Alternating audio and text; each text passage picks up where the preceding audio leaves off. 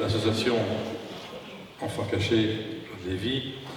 Cher grand rabbin Alain Goldman, vous avez donné la tonalité la plus juste à l'esprit de cette journée. Chers conférenciers et témoins, j'aurais aimé m'adresser à vous, chacun à un titre particulier. Cher vice-président et président du consistoire du Bas-Rhin, je n'étonnerai pas non plus tous mes amis qui sont là. Je pense à Nicole Kahn, à Brigitte Schmigan, pour dire le bonheur que j'ai à me retrouver chaque fois à Strasbourg, mais aussi l'honneur qui m'est fait et la conscience de partager un temps privilégié qui est celui de la mémoire. Mémoire à l'écoute des témoins, mais aussi des historiens, mais aussi des éducateurs, de cette période de la Shoah, telle que l'ont vécu les enfants cachés et telle qu'à leur mesure, chacun de vous aujourd'hui a essayé de nous transmettre pour que vous soyez encore, cher Carole, vivement remerciés.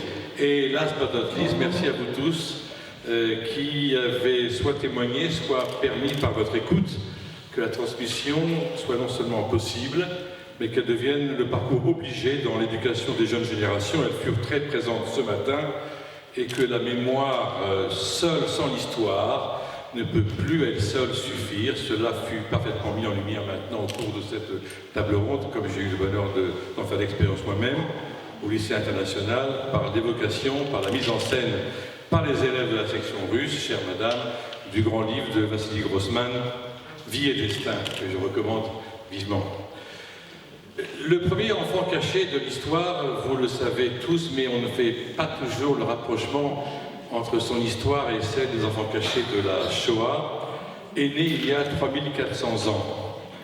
Un bébé âgé à peine de 9 mois, le premier enfant d'une sélection, avant même que ce concept existât dans le vocabulaire de la Shoah, Moïse, qui ne s'appelait pas encore Moïse, se trouvait caché dans un berceau sur le Nil. Vint la fille du Pharaon, la première des justes parmi les nations, qui ouvrit le berceau. Soyez attentifs aux mots singuliers que la Torah consacre à cet épisode. Batireu Tayeled, Veine Nahar Boché. Voici que le nourrisson se trouvait dans ce berceau et voici que l'enfant pleurait. Première observation, il n'est pas écrit qu'elle l'entendit pleurer, mais il est écrit qu'elle le vit pleurer. On eût entendu le contraire et que la Torah nous dise, selon la logique, qu'elle entendit pleurer l'enfant et non qu'elle le vit pleurer. Pourquoi cette apparente anomalie? Deuxième observation, la Torah dit à la fois qu'il était nourrisson et qu'il était enfant. De deux choses de l'une, était-il nourrisson ou était-il déjà enfant lorsque la fille du Pharaon le trouva sur le Nil? Était-ce l'un ou l'autre?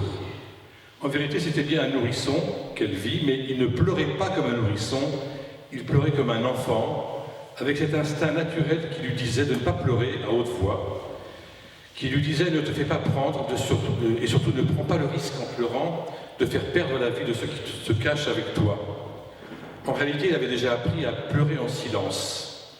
Et c'est pourquoi la Torah a écrit de la fille du Pharaon qu'elle vit l'enfant et non pas qu'elle l'entendit, car elle n'entendit en effet aucun son de sa voix, mais elle comprit que c'est ainsi qu'un enfant juif pleure.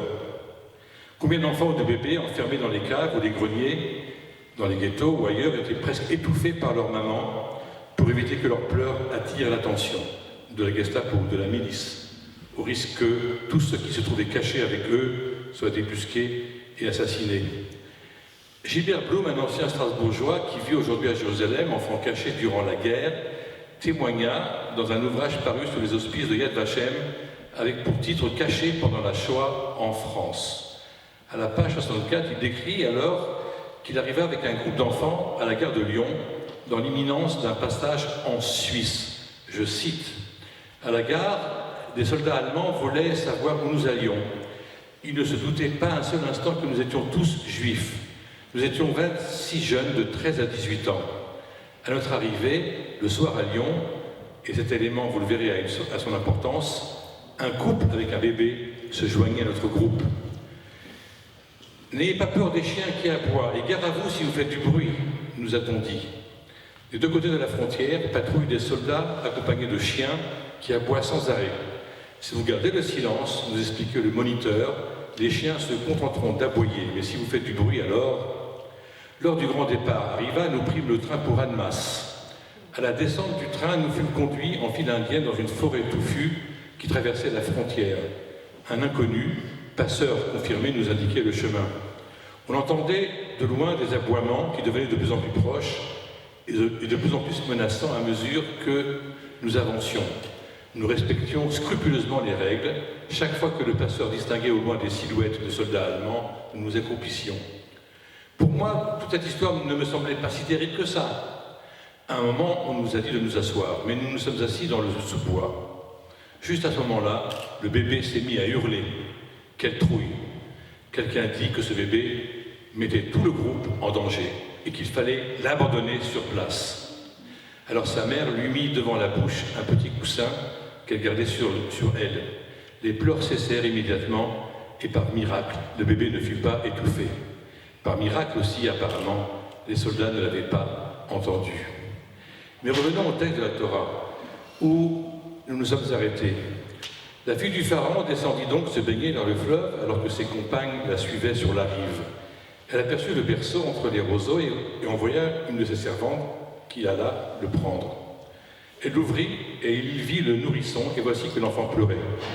Elle le prit en pitié et elle dit « C'est un enfant des Hébreux ». Observez le déroulement. D'abord, elle vit le nourrisson et il eut pitié de lui. Réaction toute naturelle et signe de compassion pour un être fragile. Ce n'est qu'après qu'elle s'aperçut de sa nature et qu'elle comprit qu'il ne pouvait qu'être juif. Qui donc, pour que son enfant échappe à la mort, ce sera le cadre durant l'occupation, où les cadres de l'OSE supplieront les mamans de leur confier leurs enfants, afin qu'ils ne soient pas déportés, comme le fit l'assistance sociale pour les enfants Goldman, comme l'a rappelé le grand rabbin ce matin, qui donc n'hésiterait pas à cacher son nouveau-né, sinon une mère juive, comme d'autres se sentiront obligés de se détacher de leurs enfants pour qu'ils s'enfuient lors d'une rafle ou même de Drancy. Elle s'était souvenue du décret de son père et instantanément, la situation changea. Sauver ce bébé, c'était déjà désobéir à un décret royal, chose grave pour un Égyptien quelconque, et doublement plus grave pour un membre de la famille royale. Mais de plus, elle n'était pas seule lors de ces événements. Ses servantes étaient avec elle, et elle courait le risque que l'une d'entre elles, par jalousie envers sa maîtresse, ou par haine envers le petit enfant hébreu, la dénonce pour avoir voulu le cacher. Ou simplement parce que l'une ou l'autre aurait, en bavardant, dévoilé ce secret. La rumeur court si vite. Et malgré tout, elle ne changea pas d'avis, et quelque chose d'extraordinaire se produisit. Myriam, la sœur du bébé, se trouvait là, et dit à la fille du Pharaon, « Faut-il t'aller quérir une nourrice parmi les femmes hébreux qui allaitent le bébé pour toi ?» Et la fille du Pharaon de lui répondre, « Va !» La jeune fille, Myriam, alla chercher sa propre mère, à qui la princesse égyptienne lui dit, « Prends le bébé, et je t'en donnerai le salaire. » Cette femme prit le bébé et l'allaita. La simplicité avec laquelle cet épisode est narré cette rencontre également, est en tout point surprenante. Premièrement, comment est-il possible qu'une jeune fille, et en l'occurrence une jeune fille qui fait partie d'un peuple persécuté, ait l'audace de s'adresser à une princesse ennemie?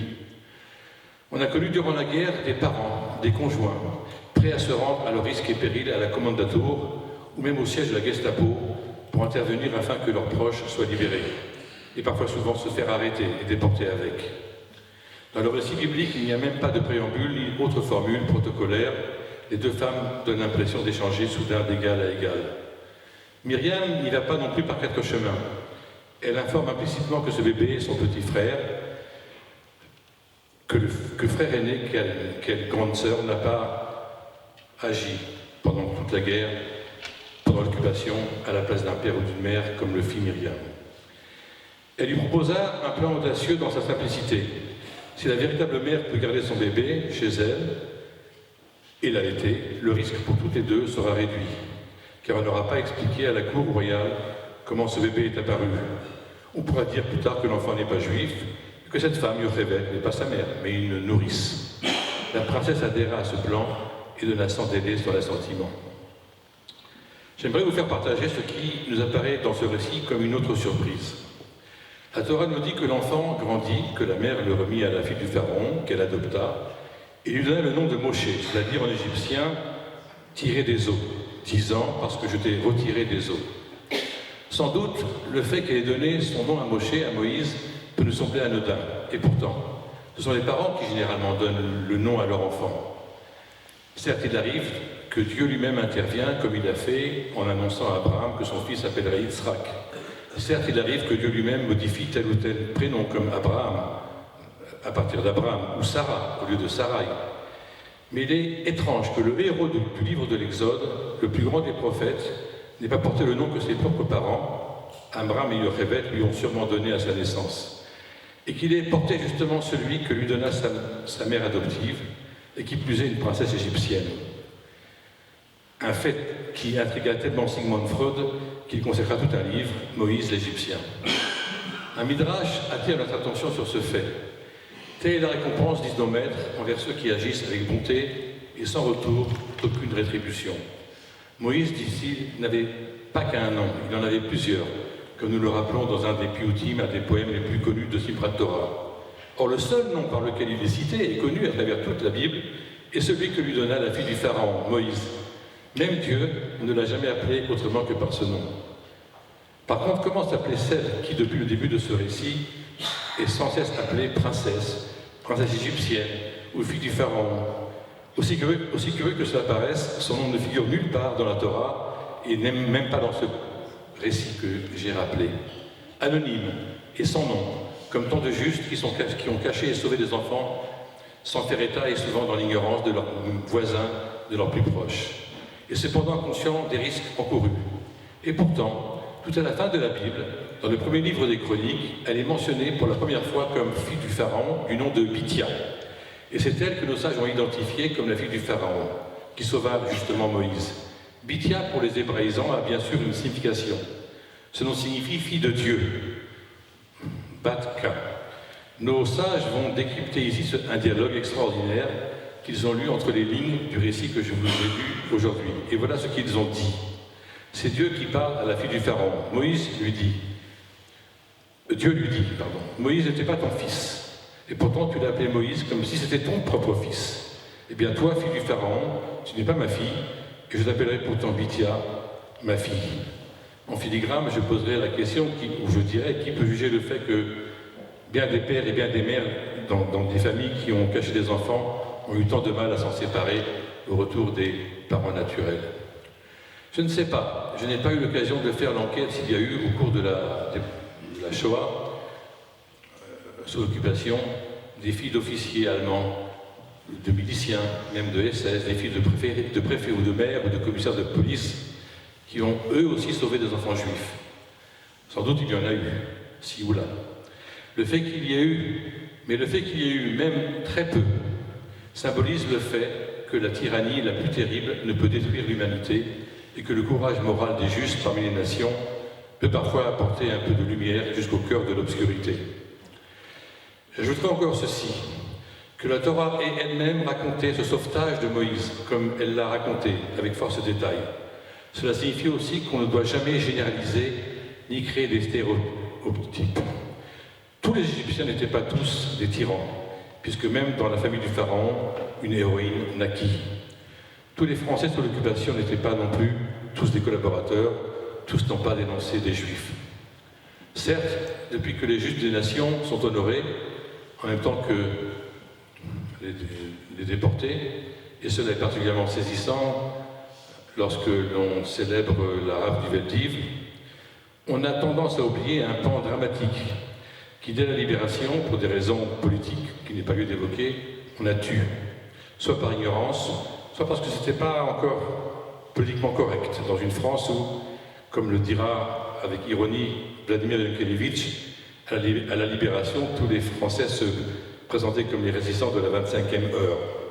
Ce pan de l'histoire qui nous concerne aujourd'hui, c'est notre conscience de l'indifférence quasi générale des populations, mais aussi de l'université et des églises, à l'exception de quelques hautes figures en zone libre durant cette période, face aux enfants juifs arrêtés et raflés dans les rues, dans les maisons, au seuil de leurs écoles et même dans leurs classes, par la lâcheté, par l'appât de l'argent, mais aussi la jalousie, la haine et la méchanceté, et qui ont poussé des milliers et des milliers de bons Français à dénoncer qui sont voisins, qui sont collègues, qui sont camarades de classe, et qui furent la cause de la déportation d'un nombre considérable de nos coreligionnaires. C'est l'un des aspects de la déportation des Juifs de France que, pour une raison mystérieuse, on ne parle pas, qu'on n'évoque pas, et qui reste encore ce jour quasi tabou. Était-ce des témoignages, certains témoignages, qui nous parlent de la souffrance des adolescents cachés durant cette guerre. Tel ce témoignage bouleversant que nous a laissé une jeune fille dans un livre où a témoigné également Gilbert Blum. Et je vais juste le citer. Voilà ce qu'elle écrit. Depuis juillet 1943, 3 enfants juifs et moi avons été confiés à un couple de non-juifs qui vivaient dans un petit village à une trentaine de kilomètres de Paris. Mon frère Marcel fut envoyé dans un autre village. Il m'était interdit de dire que j'étais juif, donc je ne portais plus l'étoile jaune. Les habitants du village hébergeaient beaucoup d'enfants que les bombardements allemands avaient chassés de la capitale, et pour eux j'étais l'une d'entre eux. Il n'y avait ni eau ni électricité dans ce village, on l'a rappelé ce matin pour parler de cette époque. J'avais pour mission d'apporter des seaux d'eau d'une source qui se trouvait fort loin de la maison. Nous appelions nos hôtes Pépère et Mémère. Mémère était très gentille avec moi, elle m'a appris à nettoyer la maison et même à cuisiner. Il va de soi que je refusais de manger de la viande. Mais une fois, comme j'étais souffrante, elle m'obligeait à avaler du civet de lapin pour, disait-elle, me fortifier. À la fin du repas, j'ai tout vomi. Je ne pouvais pas me faire l'idée de manger de la nourriture, mon cachère. Quant à Pépère, ce qu'il aimait le plus en moi, c'était ma jeunesse et mon isolement. Et chaque fois que mes mères s'absentaient, il me harcelait. Je tentais bien de le menacer, de tout raconter à sa femme, mais il me répondait « Des menaces? Tu sais, j'ai une arme autrement plus efficace que la tienne. Je vais te dénoncer au premier Allemand que je rencontre. » J'étais désemparée, impuissante, et je m'arrangeais pour ne jamais me retrouver seule à la maison avec lui. Mes parents me manquaient terriblement. Je me demandais sans cesse ce qu'ils étaient devenus. Je me consolais en me disant que mon frère et ma sœur, au moins, se trouvaient en lieu sûr. Certes, peu d'historiens se sont penchés, effectivement, sur le sauvetage des enfants juifs et sur leur souffrance. Et c'est ainsi que, même dans l'excellent livre de Lucien Lazare, La résistance juive en France, le chapitre sur l'enfance juive est traité en 16 pages sur 425 pages qui comprend l'ouvrage. Question soulevée ce matin par Antoine Blochard en particulier. Pourquoi? Sans doute parce que, pour tout ce qui concerne le sauvetage des enfants juifs, organisé par l'OSE, entre autres, pour les arracher des griffes des nazis, et depuis la nuit de cristal, en novembre 1938, pour les enfants venus d'Allemagne ou d'Autriche, avant que cela devienne le sort des juifs, des jeunes enfants alsaciens réfugiés en zone libre, puis en zone occupée, cachés dans les maisons d'enfants, ou chez les particuliers. Pour tout ce qui concerne leur sort, il fallut bien plus que 30 ans après la guerre pour que les historiens commencent à s'y pencher. Les premiers historiens furent d'ailleurs américains, tel Robert Paxton dans son célèbre livre « La France de Vichy » paru en 1973. Autant de décennies aussi pour que les témoins encore jeunes à la Libération soient en mesure de témoigner. Et pourtant, le sort des enfants, le sauvetage des enfants, faute de pouvoir sauver les adultes, était la question fondamentale dans l'histoire de la résistance juive, consciente que les nazis tentaient de mener à terme un génocide qui aboutisse, à Dieu ne plaise, à la disparition complète du peuple juif. Dans le ghetto de Varsovie vivait un historien connu du nom de Emanuel Ringelblum. Il écrivait ceci: « S'il y avait une fin à cet enfer, et si l'on pouvait un jour commémorer pour les générations à venir ce qui s'est passé dans le ghetto de Varsovie, et décrire l'héroïsme de ses habitants, je leur proposerais de construire un monument, non pas pour les combattants du ghetto, mais pour les enfants juifs, car c'étaient eux les véritables héros du ghetto, ceux-là même qui s'échappaient au risque de leur vie d'entre les barbelés ou les briques du décellé du mur, pour aller dans le côté aérien, afin que les parents aient de quoi se nourrir. Qui dira, ajoute Ringelblum, leur courage, leur audace, leur témérité, et leur fierté d'être juifs.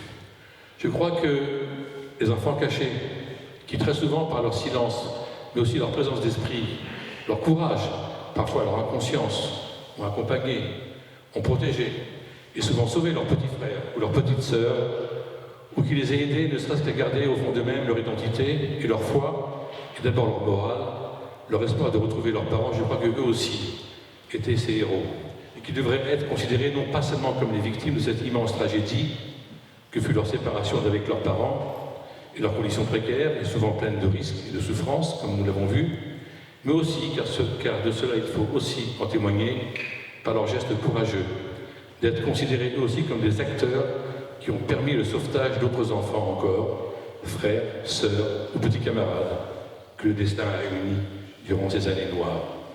Qu'après la tourmente, qu'au lendemain de 5 années d'occupation, comme l'a affirmé le professeur Dov Schmotskin, ces enfants n'aient pas cédé à la colère ou à la violence, ne pensant qu'à honorer leur sauveur, contre ceux qui avaient fait disparaître leurs parents ou les avaient dénoncés, reste pour nous, nés après la guerre, un sujet d'étonnement.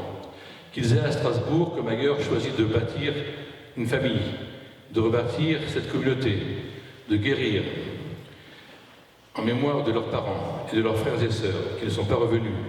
Et pour nous, la plus belle leçon d'humanité qu'ils pouvaient donner au peuple juif et à l'humanité avec nous, au lendemain de la Shoah. Une leçon d'espérance, une leçon nous l'avons et nous la devons, chère Carole, à travers la figure lumineuse de Claude Lévy, dont la Fondation porte le nom à tout jamais, et qui nous devons aussi ces rencontres annuelles. Continuez, chère Carole, grâce à votre énergie, grâce à votre extraordinaire obstination, à l'instar de celle de Jean Quin, auquel nous pensons aussi en ce moment et dont le livre porte ce titre, pour témoigner, pour permettre aux témoins de témoigner, comme vous l'avez fait, chers amis, toutes ces journées, de manière tout à fait admirable et émouvante à la fois. Pour tout cela, soyez-en remerciés.